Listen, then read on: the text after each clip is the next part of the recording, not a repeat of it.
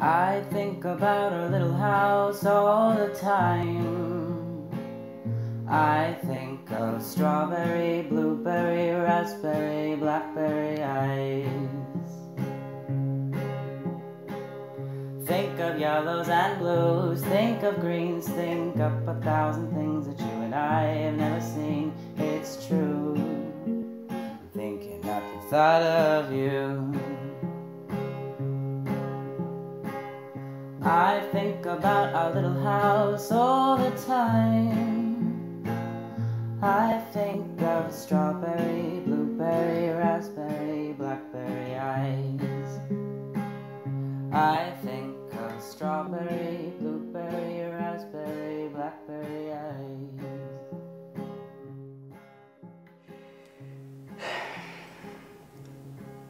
Gender's always been a part of me without thinking of it. Like, my masculine self, my masculine center has always been there.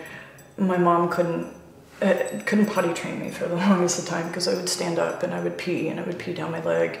I was always helping my dad, always, you know, carrying these very, very masculine traditional roles, even telling my mom that I was a boy over and over and over.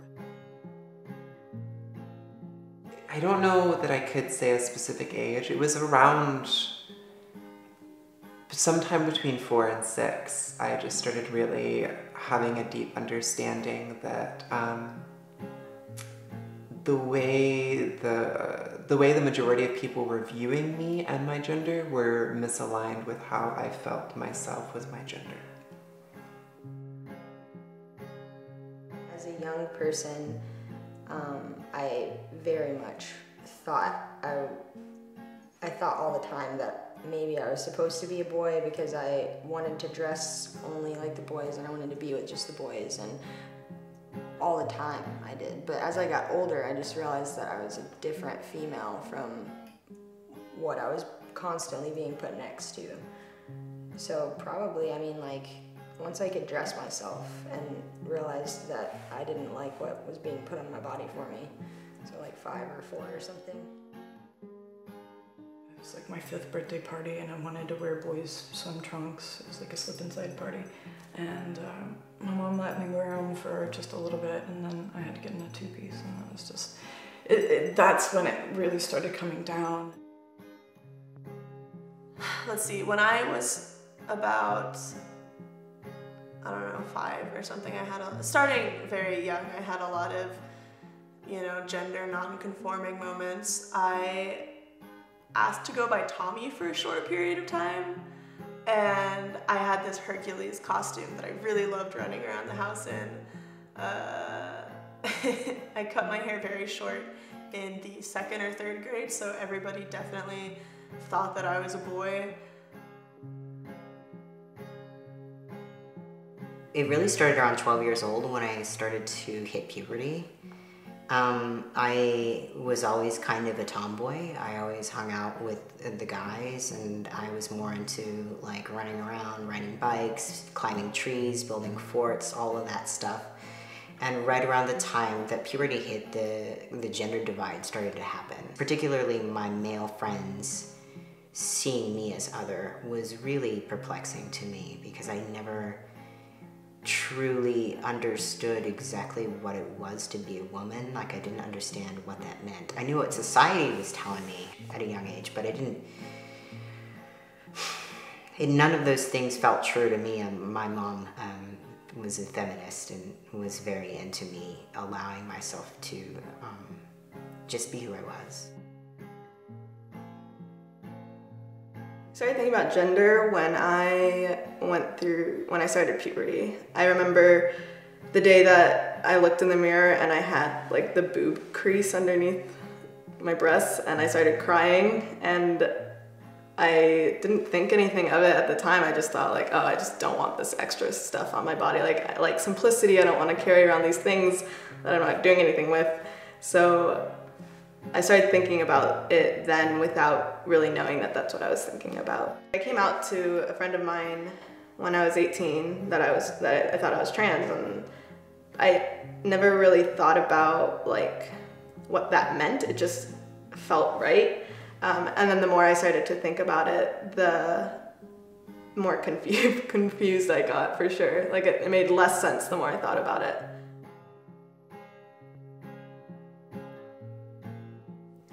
The age I started thinking about my gender would be like last year.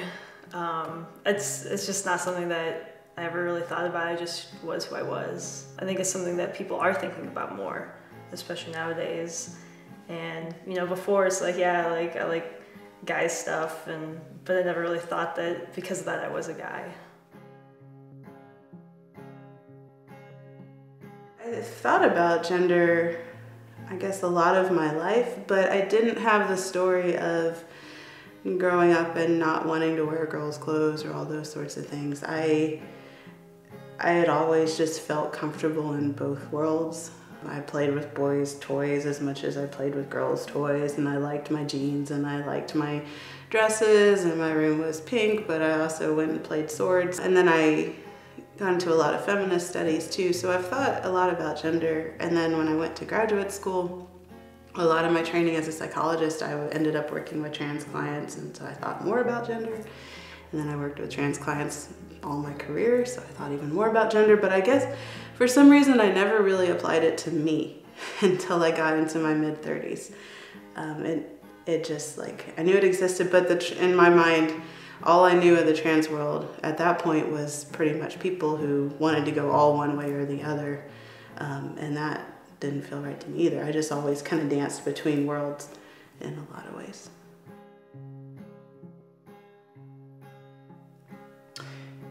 I started having to assimilate.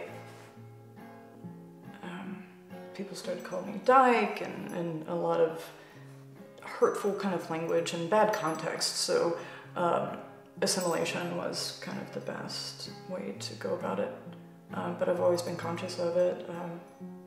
I like the fact that I had some feminine stuff in my history. I like the fact that I, at one point, wore knee-high boots and skirts. It's a constant thought in the background these days. It's in everything that I do. But instead of it being scary, it feels good. It feels good to be conscious of my gender.